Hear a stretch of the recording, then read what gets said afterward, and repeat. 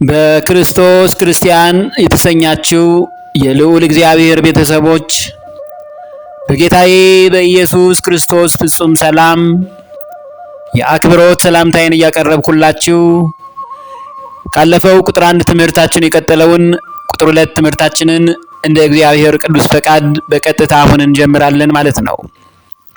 በቅድሚያ ከቅዱስ ወንጌል የምናነበው የማቴዎስ ወንጌል ምዕራፍ 6 ከቁጥር 25 እስከ ቁጥር 33 ያለውን ይሆናል።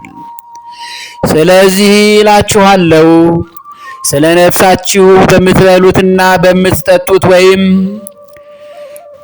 በምትለብሱት አንዳች አትጨነቁ። ነፍስ ከመብል ሰውነትም ከልብስ አይበልጥምን? ወደ ሰማይ ወፎች ተመልከቱ፣ አይዘሩም፣ አያጭዱም፣ በጎተራም አይከቱም፣ የሰማዩ አባታችሁም ይመግባችኋል። እናንተ ከነርሱ እጅግ አትበልጡምን? ከእናንተ ተጨንቆ በቁመቱ ላይ አንዳች ክንድ መጨመር የሚችል ማን ነው? ስለ ልብስስ ስለምን ትጨነቃላችሁ? የሜዳ አበቦች እንዴት እንዲያድጉ ልብ አድርጋችሁ ተመልከቱ። አይደክሙም አይፈትሉምም። ነገር ግን እላችኋለሁ ሰለሞንስ እንኳ በክብሩ ሁሉ ከእነዚህ እንዳንዱ አልለበሰውም። እግዚአብሔር ግን ዛሬ ያለውንም ነገ ወደ እቶን የሚጣለውን ዛሬ ያለውን ደግሞ ነገ ወደ እቶን የሚጣለውን የሜዳን ሳር እንዲህ የሚያለብሰው ከሆነ እናንተ እምነት የጎደላችሁ እናንተንማ ይልቁን እንዴት! እንግዲህ ምን እንበላለን ብላችሁ አትጨነቁ። ይህንንስ ሁሉ አሕዛብ ይፈልጋሉ። ይህ ሁሉ እንዲያስፈልጋችሁ የሰማዩ አባታችሁ ያውቃልና። ነገር ግን አስቀድማችሁ የእግዚአብሔርን መንግሥት ጽድቁንም ፈልጉ፣ ይህም ሁሉ ይጨመርላችኋል ነው ያለው። ይሄ ነው እግዚአብሔር ያስተማረን የነገረን የእግዚአብሔር አብ ልጅ ጌታችን መድኃኒታችን ኢየሱስ ክርስቶስ በመዋዕለ ሥጋዌው ካስተማረው ትምህርቱ አንዱ ይሄ ታላቅ የወንጌል ቅዱስ ወንጌል ትምህርት ነው። ሰዎች ስለ መብላታችን፣ ስለ መጠጣታችን ጉድለት፣ ስለ ልብሳችን ጉድለት እንጨነቃለን። እግዚአብሔር ግን እንዲህ አይነቱን ጭንቀት ተዉት አለና በብዙ ነገር ምሳሌ እየሰጠ አስተማረን። እንግዲህ ምን እንላለን? እንዲህ ነው ያለው፣ ወደ እቶን እሳት የሚጣለውን ሳር እንዲህ የሚያለብሰው ከሆነ እናንተ እምነት የጎደላችሁ ነው ያለው። የትምህርታችን ርዕስ የምትለምኑትን ሁሉ ትቀበላላችሁ ነው የሚለው ማቴዎስ ወንጌል ምዕራፍ 21 ቁጥር 22 ላይ። ስለዚህ እምነት አይጉደልብን። እናንተ ከእነርሱ ትበልጣላችሁ፣ ምን እንበላለን ብላችሁ አትጨነቁ። ይህንንስ ሁሉ አሕዛብ ይፈልጋሉ። አሕዛብ እግዚአብሔርን የማያምኑ አረመኔ መደዴዎች ናቸው። እንደነርሱ አትሁኑ። ክርስቲያን በክርስቶስ ክርስቲያን የሆናችሁ ናችሁና እንዴት እናንተን እንዲርባችሁ እንዴት እንዲጠማችሁ አደርጋለሁ? እንዲህ አይነት አባትና የፍቅር ጋሻ የሆነ መከታ ያለው ሩህ አባት አለን። ይህ ሁሉ እንዲያስፈልጋችሁ የሰማዩ አባታችሁ ሰማይንና ምድርን የፈጠረው ኃያሉ አምላክ ኢየሱስ ክርስቶስ ሁሉን ያውቃልና። ነገር ግን አስቀድማችሁ የእግዚአብሔርን መንግሥት ርስቱን፣ ገነት መንግሥተ ሰማያትን፣ ጽድቁንም ፈልጉ፣ ይህም ሁሉ ይጨመርላችኋል። ጸሎት ጸለየን የማይሳካልን ትልቁ ምክንያት አንዱ ይሄ ነው። ምንድነው? ወደ እግዚአብሔር ጸሎት ስናደርግ በመጀመሪያ እግዚአብሔር ሆይ በሰላም አስመሽታ ያሳደርከን ያዋልከን አምላክ ክብር ተመስገን፣ የሰማይ ርስትህን ገነት መንግሥተ ሰማያትን እንድንወርስ እኛንም የጠፉትንም ሁሉ መልስ፣ አገርን ሰላም አድርግ፣ ቅድስት ቤተ ክርስቲያንን አንድነቷን ሰላሟን ጠብቅ ብሎ መጸለይ። ጽድቁን ፈልጉ፣ የጎደላችሁን እኔ እጨምራለሁ ነው። ይህ የእምነት ጸሎት በሚል ከዚህ ቀደም ተምረነዋል። በእምነት ጸሎት ውስጥ አመናችሁ በጸሎት የምትለምኑትን ሁሉ ትቀበላላችሁ ነው። ለምኖ ያፈረ እግዚአብሔርን የለም። እመጣበታለሁ በሌላው ፕሮግራም። የዮሐንስ ወንጌል ምዕራፍ 14 ቁጥር 12 እስከ 14 ላይ እንዲህ ይላል፣ እውነት እውነት እላችኋለሁ በእኔ የሚያምን እኔ የማደርገውን ሥራ እርሱ ደግሞ ያደርጋል፣ ከዚህ የሚበልጥ ያደርጋል።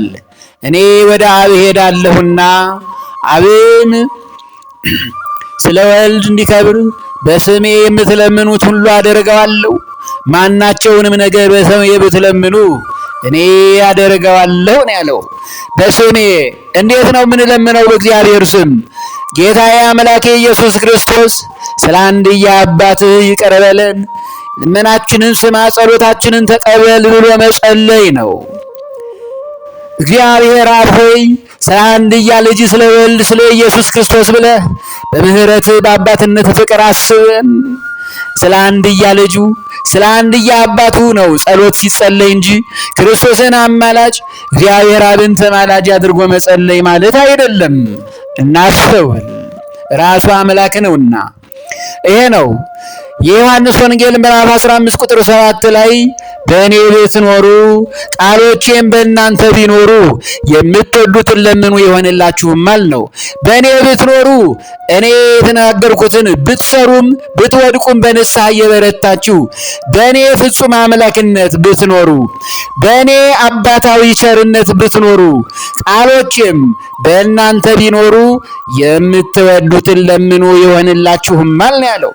የምትወዱትን ያለው ክርስቲያኖች ያሰብነውን የልቦናችንን መሻት የሚፈጽምልን በእግዚአብሔር ስንኖር ነው።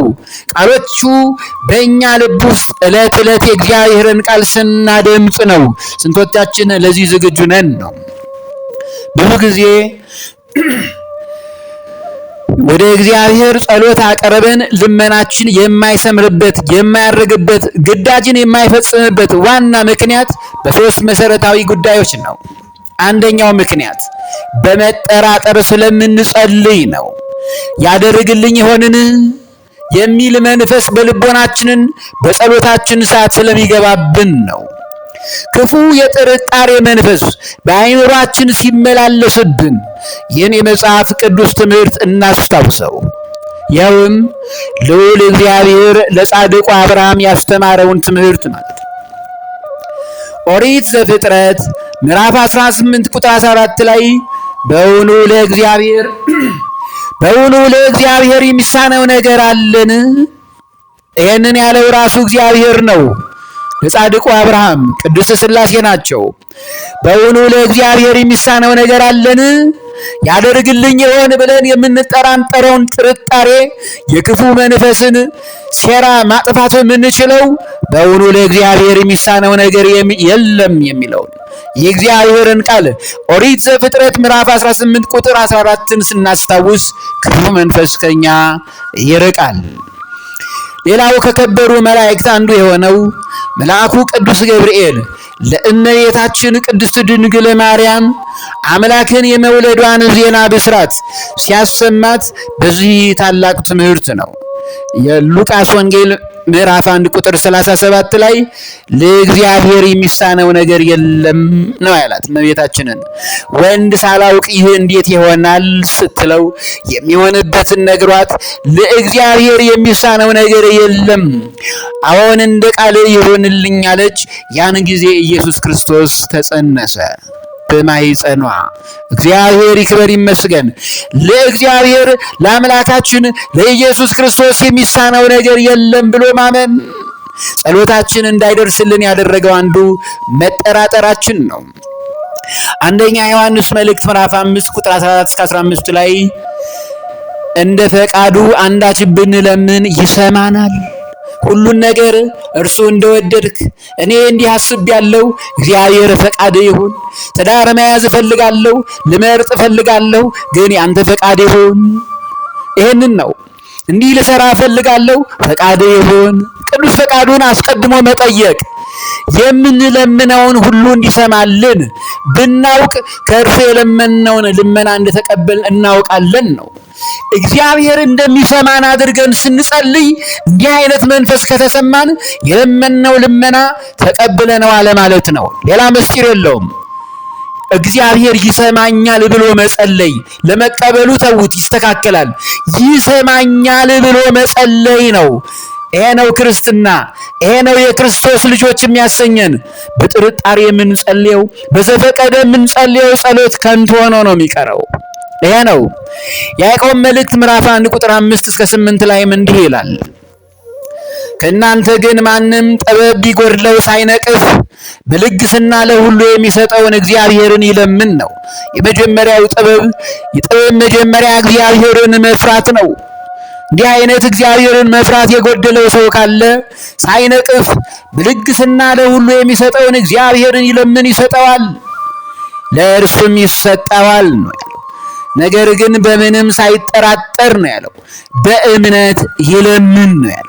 በምንም ነገር ሳይጠራጠር የማይታየውን አምላክ እምነት ተስፋ ስለምናደርገው ነገር የሚያስረግጥ የማናየውን የሚያስረዳ ነው። ያላየነውን እግዚአብሔርን ግን እንዳየነን ሆነን ስንጸልይ ክርስቶስ እየሰማን ሆኖ እየዳሰሰን እየዳበሰን ሆኖ የምንጸልየው ጸሎት ይሰምራል። ሳይጠራጠር በእምነት ይለምን። የሚጠራጠር ሰው በነፋስ የተገፋና የተነቃነቀ የባሕርን ማዕበል ይመስላልና ነው ያለው። ይሄ ነው ስለምንጠራጠር ጸሎታችን ግዳጅ እንዳይፈጽም የሚያደርግብን።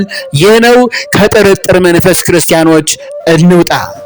ይሄ ነው ሁለት ሐሳብ ላለው በመንገዱ ሁሉ ለሚወላውል ለዚያ ሰው ከጌታ ዘንድ አንዳች እንዲያገኝ አይምሰለው ነው ያለው። ሁለት ሐሳብ፣ በሰውም የሚመካ በእግዚአብሔርም የሚመካ እግዚአብሔርን የሚያምን ጣዖትንም ደግሞ ማምለክን የሚወድድ ሁለቱንም አንድ አድርጎ የሚሄድ ገንዘብንም የሚወድ ገንዘብ የሆነውን እግዚአብሔርንም የሚፈልግ በሁለት ሐሳብ ላለው በመንገዱ ሁሉ ለሚወላውል ለዚያ ሰው ከጌታ ዘንድ አንዳች እንዲያገኝ አይምሰለው ነው ያለው። ጣዖቱንም ተው፣ ገንዘብ ማፍቀሩንም ተይተው እግዚአብሔር እንዲሰማን በእግዚአብሔር ፍቅርና ምስጋና በበደልና በኃጢአት ብንወድቅም በእግዚአብሔር ፍቅርና ንስሐም እየገባን በዚያው ቤተክርስቲያን እየተገኘን እየተጸጸትን የምንጸልየው ጸሎት ግዳጅን ይፈጽማል። ይሄ አንዱ ነው። ሁለተኛው ምክንያት ጸሎታችን ግዳጅን ፈጽሞ መልስን ይዞ እንዳይመጣልን እንቅፋት የሆነብን ክፉ ደዌ ደግሞ በልቦናችን ቂም በቀል ይዘን ስለምንጸልይ ነው። አባባሉም ቂም ይዞ ጸሎት ሳል ይዞ ስርቆት ይባል የለ? አሁን ይሄን አባባል ቂም ይዞ ጸሎት ሳል ይዞ ስርቆት፣ ሳል ሳይኖረው መስረቅ ተገቢ አይደለም። ያው ሊለን የፈለገው ቂም ይዞ ጸሎት ተገቢ አልሆነም ነው እንጂ ሳል ቢኖርም ባይኖርም መስረቅም ተገቢ አይደለም። እግዚአብሔር ስርቆትን ይጠላልና አትስረቅ ነው ያለው። ቂመኞች በቀለኞች ሆነን የምንጸልየው ጸሎት ሁሉ የትም ባክኖ እንደ ጉንበኖ ነው የሚቀረው። ትርፉ ከንቱ ድካም ነው።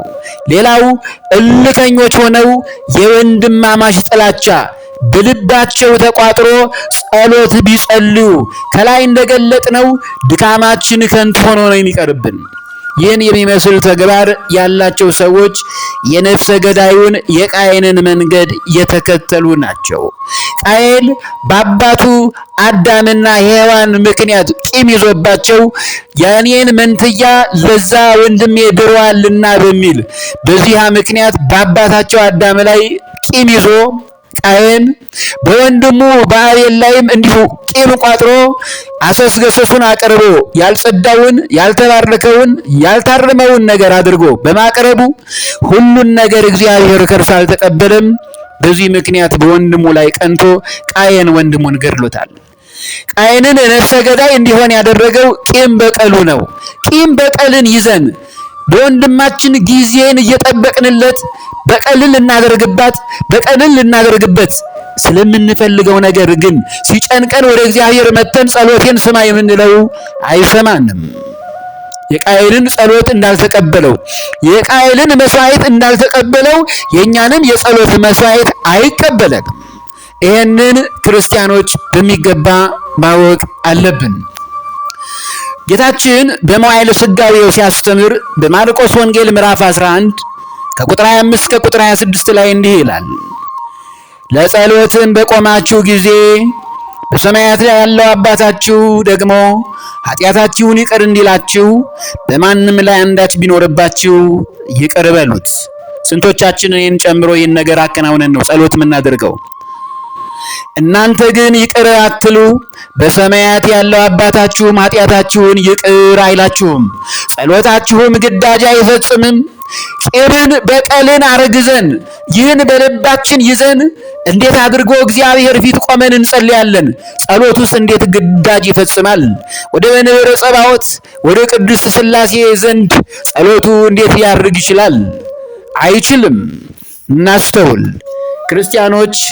በዚህ መንገድ ነው የእግዚአብሔርን ነገር እያወቅን ክርስቶስ የሚወደውን ነገር እያከናወንን እግዚአብሔር ጸሎታችንን እንዲሰማልን በብርቱ መጸለይ ያለብን። 3 ምክንያቶች ናቸው ብለናል።